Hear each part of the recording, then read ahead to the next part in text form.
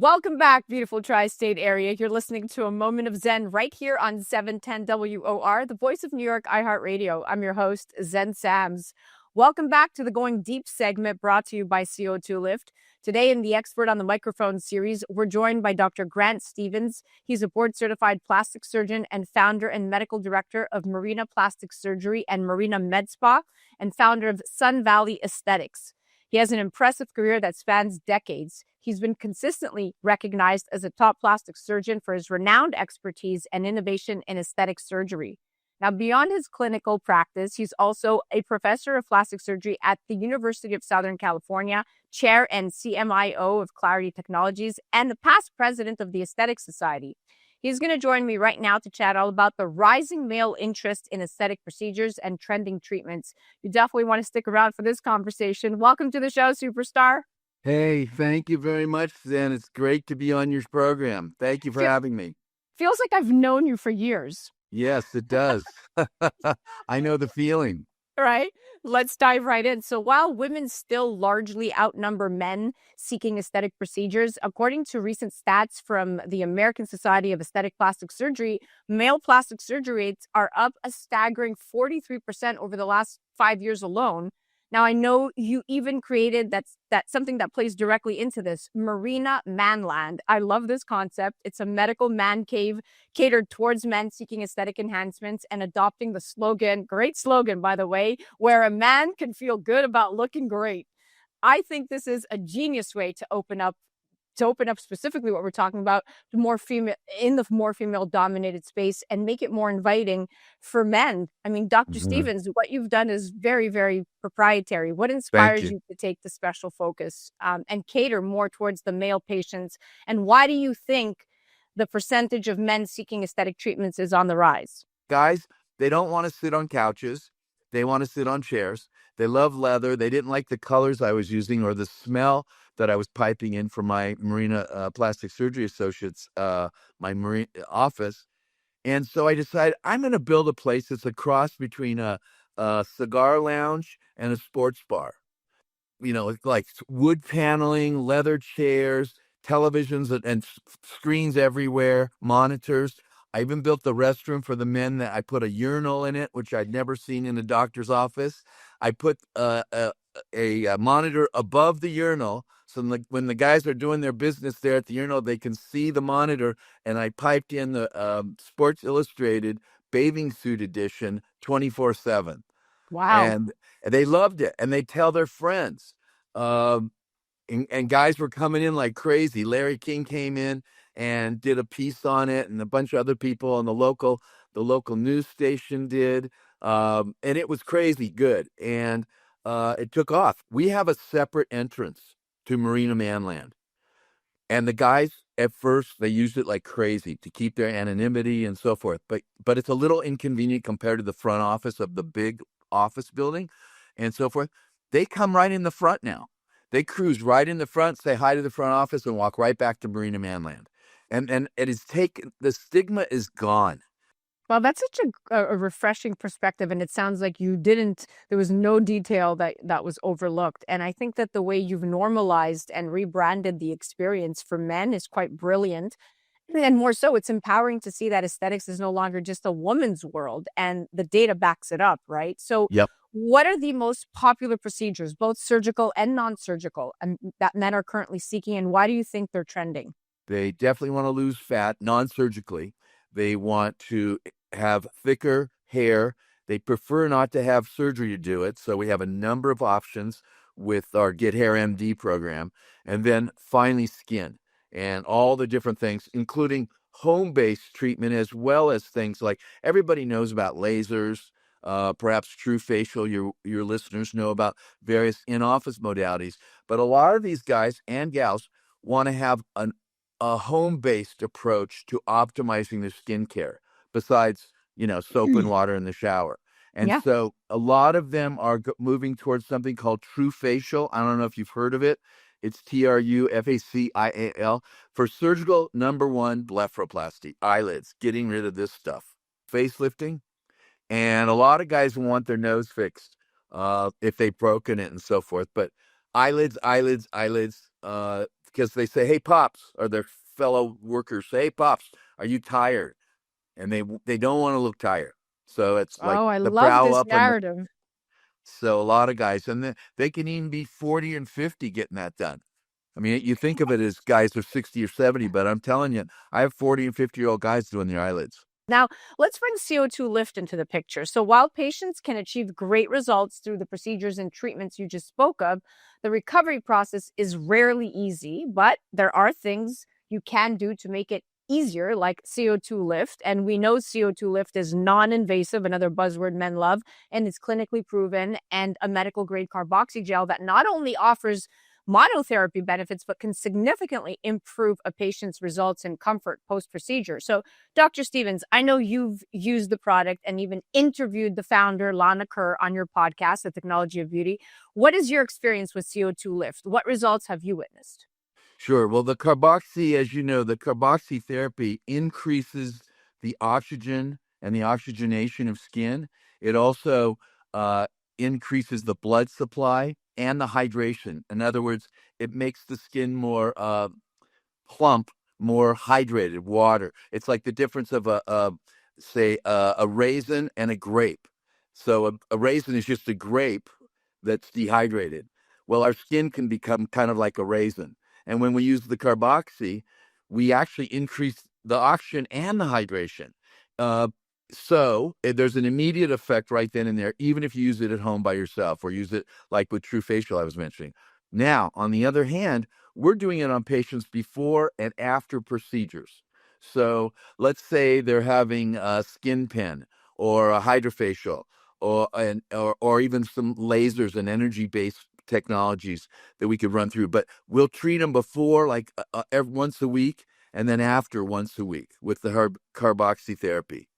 And I it love it I it love it hearing it this. accelerates the recovery. The patients feel better. They look better. It shortens the recovery. It's a wonderful addition. Hearing this from experts like yourself really reinforces the science and clinical integrity behind CO2 lift.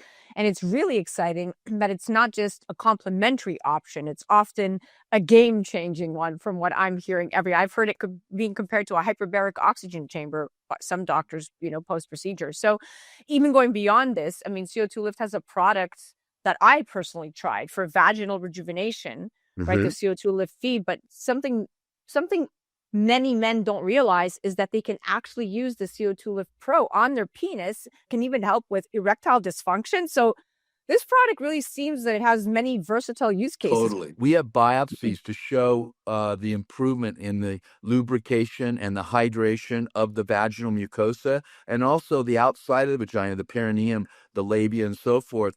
The overall appearance is plumper, and I don't mean bigger, but it looks healthier, looks younger, and we have women of all ages asking for it and doing it. Back to men, a number of men have asked me about it. I'm not a specialist in erectile dysfunction by any means. However, men have been taking home the product that's for the penis and reporting to me heightened sex, longer erections, faster erections, and all sorts of things. Again, not my area of expertise. That's usually urologists, but certainly the guys that come to ManLand, they hear about it, and they hear about it from their wives and girlfriends. Wow. That's where they're. I Wow. don't make a big to do of it. Now, I'm being mindful of the time. So let's stick on this theme of post-procedure recovery for a moment, because you touched on something. So while you can help patients meet their aesthetic goals through the procedures you offer in office, you touched on something important. Much of healing and the quality of results depends on what happens at home in the days and weeks that follow. So, Dr. Stevens, how do you guide and best set up patients for success post procedure to optimize both recovery and results? Well, it depends on the procedure. However, in general, you want to prep people with the obvious things: great diet, a skincare regimen to prep their skin, even if we're doing their eyelids. And we bring them in, we treat them, and we send them home with a True Facial device, as I mentioned, and they do it once a week at home. They use the serums, the active peptides and serums on their face, and prepare themselves. And as I mentioned, the carboxy therapy, if they're willing to do it, it does lead to better skin quality before the procedure and then a faster recovery thereafter. That's such an important reminder. What happens outside the treatment room matters just as much, and empowering patients with the right recovery tools truly does define their long-term satisfaction and results. I've interviewed so many experts, and this is the common theme. Now, you're also an educator, and I want to talk about this because there is a lot of misinformation and disinformation out there, right? So you're an educator serving as a clinical professor of plastic surgery at the University of Southern California, and you lecture at numerous international and national and regional meetings. And you've authored more than 60 articles and chapters on aesthetic plastic surgery. This is quite impressive, my friend. Not to mention, that's not enough. Not to mention, you are the host of the Technology of Beauty podcast, which it takes a lot to now have a podcast on top of everything else you're doing. So whether you're interviewing doctors, founders, inventors, and scientists who are shaping the future of aesthetics, you're clearly on the beat of it all, right? At the what we call your ear is to the streets, if you will. So why do you believe education is so crucial in the field of plastic surgery for both students and practicing health professionals, especially in this area of such rapid advancement? I mean, things are changing overnight.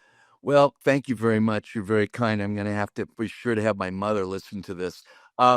Having said that, I believe strongly, and many of you have heard this, it's not original, that I am certainly no better than the giants upon whose shoulders I stand. And when I think of my mentors and my educators that got me to where I'm at, and I went into practice, I know I am who I am as a result of their generosity and their teaching me and challenging me.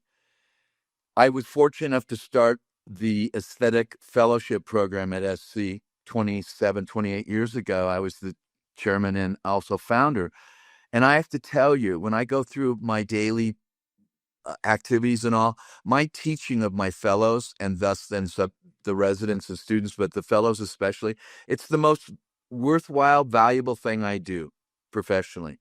I've had the opportunity to educate over 41 fellows just in my fellowship, and then hundreds. I was also the visiting professor for the United States for the Aesthetic Society, also a visiting professor for the International Society. I know that sounds braggadocious. I don't mean it that. What I'm saying, I flew all around the world, and I flew all around the country, and I had a chance to meet residents and fellows and other docs. And before I became president, I was also involved in a lot of education and so forth, and I continue doing it. And I have to tell you, I love it. I don't get paid a penny to do it. I do it because of the love of it. And it reminds me of my chairman, Dr. Weeks, who taught me so much. And it gives me a great sense of satisfaction. And you mentioned something else, and that is all of this crazy disinformation and misinformation. And I can't tell you how many times I have patients quoting Dr. Google to me, which I know Dr. Google is right some of the times, but I'm telling you, I've spent 35 years studying and performing surgery and non-surgicals and reading and lecturing. And when people spend 45 minutes or a couple days on their computers and they go to Dr. Google and then they start quoting stuff to me, especially when it's blatantly wrong, it blows my mind. And I'm nice about it. I just say, here's the deal. You're spending this time with me and all this money and whatnot. You have a choice to make. You can either listen to me or listen to Dr. Google, and I respect it's your choice. And if you want to listen to Dr. Google, that is your choice. But I'm not going to debate Dr. Google. I will not do that. Yeah. And I tell them, listen, we're friends, whatever, no hard feelings, but please don't make me debate Dr. Google. I love this, Dr. Google. Exactly. And when education is prioritized the right way, not Chat GPT and Dr. Google, patients ultimately win, Absolutely. right? And it keeps the industry moving forward safely and ethically. I say ethically because that's very important in our conversations, and ensures that innovation doesn't outpace responsibility, because that's also happening, right? So your leadership is that space, your leadership in this space is truly invaluable. We need more of you. And that brings us at the end of our date. We finally have wrapped up this segment. I can't believe it. It's taken us like 6 hours. Don't believe it. It hasn't taken 6 hours. It's been wonderful.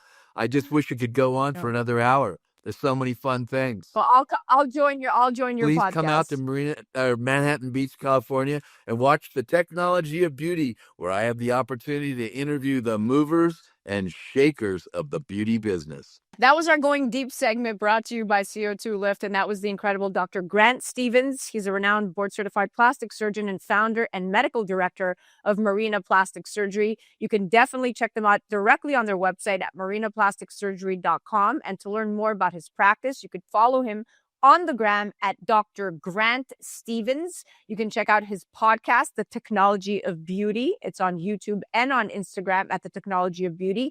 And do check out his latest innovation at sunvalleyaesthetics.com. You can head directly to their website, sunvalleyaesthetics.com. You're listening to A Moment of Zen right here on 710 WOR, the voice of New York, iHeartRadio. We'll be right back after this. A Moment of Zen is brought to you by CO2 Lift. As we age, our skin loses moisture and elasticity, causing wrinkled skin. You can reverse this aging process with CO2 Lift. CO2 Lift utilizes the powerful benefits of carbon dioxide to lift, tighten, and regenerate your skin. This simple, painless at-home carboxytherapy treatment is scientifically proven to reverse the aging process. You will see reduction in wrinkles, increase in luminosity, and improve pigmentation, sagging, skin tone, and radiance. For more information or to order CO2 Lift, ask your skincare professional or go to co2lift.com.